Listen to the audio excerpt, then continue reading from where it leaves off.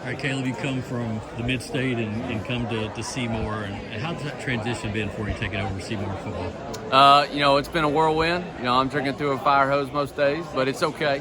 I feel right at home. The community's embraced my family.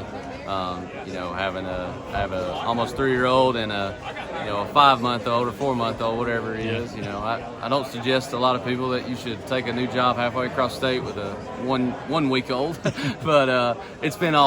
It's where we need to be. That's been the biggest thing.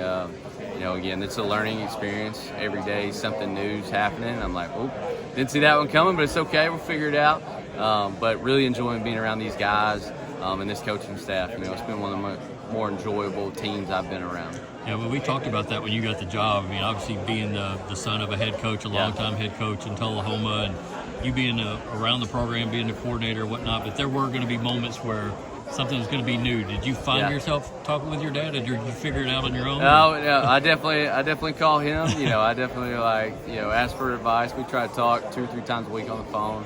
And I still call other mentors across the state, and friends and coaching. I'm a thief. I don't think I'm a great inventor, and I really don't think there's much in football we can do that's inventive, So, I'm constantly asking people, what do you think about this? And, I got to make the decision, but at the end of the day, the more knowledge I can gain from others and the experience I can, the better chance I have to be a successful head coach. Well, tell me about this Seymour team in terms of strengths, weaknesses right now, just kind of your assessment of it, where it is in year one for you. Yeah, so, we know we've got a long way to go, but I'm really excited about where we're at. We've had a great summer. The senior class and the rest of the team have really bought in to the new system, offensively and defensively. Again, we know we're not to the top of the mountain. We know we just started the journey, but we started the climb with kids that are really committed to helping Seymour football, not only this year, but for the future. That's really what I emphasized when I got the job, that, hey, we've got to build a program that doesn't graduate. Like a team changes every year, the dynamics change, but as far as the program survives past you guys, you're the senior class, leave a legacy that when you come back around in 10, 15 years, you can say, hey, this is where that started, and get your name on that wall and leave your legacy that where, hey, you had a positive experience here at Seymour football. So I see Madden Guffey is back. Yep. Yeah, he's a kid that came into Seymour. A lot of people were excited. I know you weren't around here then, but what have you seen out of him in terms of just ability, leadership? Yeah, so, Madden, when I was researching the Seymour job, it was nice to see that I had a returning starting quarterback that's going to be a senior.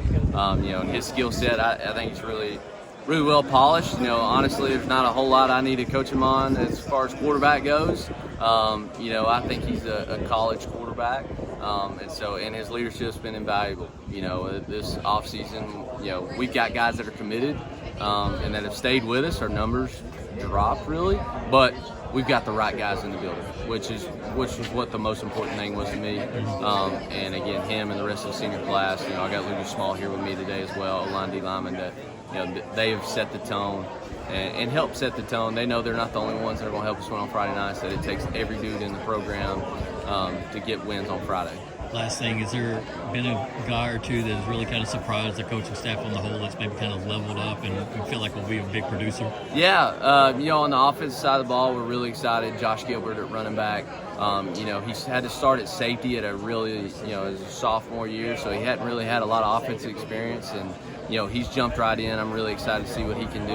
And receiver, Connor Ogle, and we've got 2 seniors and 2 juniors that 2 of them had experience, and 2 of them, this is going to be, they played JV, but it's varsity time.